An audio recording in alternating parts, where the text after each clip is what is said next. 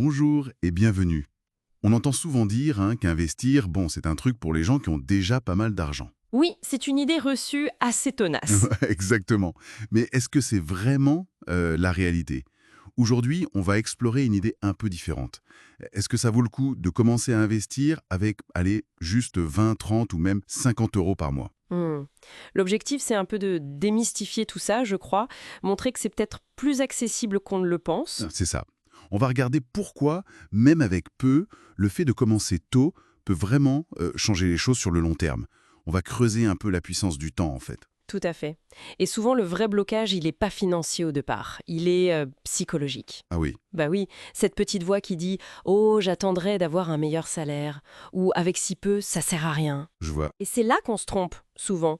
Parce que le facteur clé en investissement à long terme, c'est pas tant la somme de départ, C'est le temps alors. c'est le temps. Le temps et la régularité. C'est une habitude à prendre. Si on rate le coche maintenant, même petit, on passe à côté de la force des intérêts composés. C'est ça le plus puissant. Les intérêts composés, ça sonne un peu technique. Concrètement, ça donne quoi avec une petite somme? Prenons 50 euros par mois. Alors, exemple simple, on met 50 euros chaque mois, on vise un rendement moyen de 7% par an. C'est réaliste sur le long terme avec des placements diversifiés comme les ETF, ces fonds indiciels à faible frais. D'accord. Bon, sur 20 ans, ça fait 12 000 euros sortis de la poche, 50 euros x 12 mois x 20 ans. Mais grâce à la magie de ces intérêts qui travaillent, qui génèrent eux-mêmes d'autres intérêts, Oui. eh bien, le capital final pourrait atteindre environ 26 000 euros.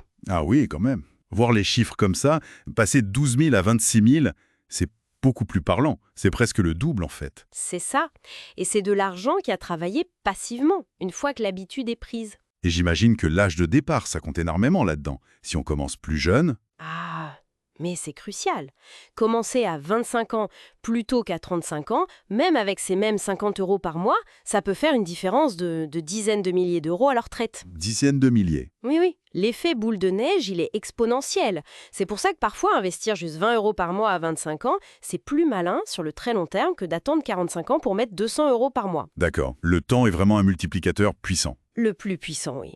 Bon, c'est convaincant sur le principe. Mais la question pratique qui vient tout de suite, c'est OK, mais où est-ce qu'on met ces petites sommes? Les banques classiques, elles vont pas un peu nous regarder de haut avec 50 euros? C'était peut-être le cas avant, c'est vrai. Mais aujourd'hui, franchement, ça a beaucoup changé. L'accès s'est démocratisé. Grâce au numérique, j'imagine. En grande partie, oui. Les plateformes en ligne, les nouvelles offres. Par exemple, si on regarde au Canada, il y a le CELI, le compte d'épargne libre d'impôt.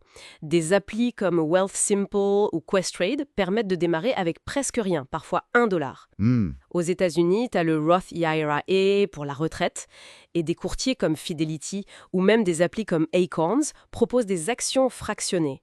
Ça veut dire qu'on peut acheter un petit bout d'une grosse action pour genre $5. Et en Europe, c'est pareil? Pour quelqu'un en France, par exemple, il y a des options concrètes. Tout à fait. En France, on a des outils très bien faits pour ça.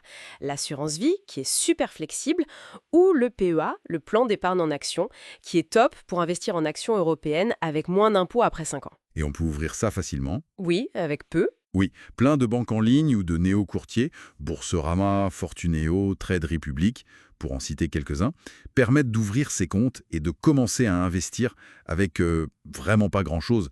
Parfois, 10 euros suffisent pour un versement ou pour mettre en place un virement automatique. Donc, l'idée qu'il faut être riche, elle est dépassée. Ok, ça c'est une bonne nouvelle. Mais alors, au-delà de l'opportunité de faire fructifier son argent, il y a aussi l'inverse, non? Le coût de ne rien faire. L'argent qui reste sur un compte courant, il bouge pas, lui. Exactement. Et ça, on n'y pense pas assez. C'est le coût caché de l'inflation. Mhm. Même une inflation faible, disons 3% par an, ce qui n'est pas délirant comme moyenne, ça grignote le pouvoir d'achat petit à petit. Concrètement. 1000 euros qui dorment sur un compte aujourd'hui. Dans 10 ans, avec 3% d'inflation par an, ils auront perdu environ 260 euros de leur valeur réelle. Ils achèteront moins de choses. Ah oui, c'est pas négligeable sur la durée. Pas du tout. Donc, ne pas investir, c'est un peu accepter passivement que son argent fonde. Investir, même prudemment, c'est d'abord essayer de protéger la valeur de ce qu'on a. Donc si je résume, investir même un petit peu, c'est pas juste une histoire de gros sous ou de rendement. Il y a autre chose derrière. Une sorte de reprise de contrôle. C'est exactement ça. Au-delà des chiffres, commencer à investir même avec 20 ou 50 euros par mois, c'est comme poser une brique pour son avenir. C'est un acte de confiance. Une démarche active en somme. Voilà. On transforme une partie de ce qu'on gagne, même si c'est peu, en un projet. On construit quelque chose, un petit filet de sécurité, un capital pour plus tard, que ce soit la retraite, un projet perso. Et psychologiquement, ça doit changer la perception de ses finances, non? Complètement. On passe d'une posture où on subit un peu les choses à une posture où on devient acteur. On bâtit son patrimoine, même sans avoir de gros revenus. C'est une source de sérénité, de contrôle. Bon, récapitulons rapidement les messages clés qu'on a explorés. Premièrement, pas besoin d'être riche pour commencer à investir. Non. Deuxièmement, commencez tôt. Même à une petite somme, c'est hyper puissant grâce aux intérêts composés sur la durée. Le facteur temps est essentiel. Troisièmement, il existe aujourd'hui des solutions très accessibles pour placer ces petites sommes, que ce soit via des assurances-vie, des PEA, des applis. L'accès, c'est vraiment démocratisé. Quatrièmement, attention à l'inflation. L'argent qui dort perd de sa valeur, ne rien faire à un coup. C'est l'érosion silencieuse. Et enfin, investir, c'est plus qu'une question d'argent. C'est une démarche active pour construire son avenir et reprendre un certain contrôle sur ses finances.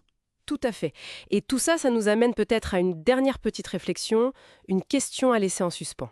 Je vous écoute. Si on est d'accord que le temps et la régularité sont vraiment les ingrédients magiques pour construire sa sécurité financière, quelle pourrait être la toute première petite action concrète, même la plus modeste, qu'on pourrait faire dès aujourd'hui pour planter cette petite graine ?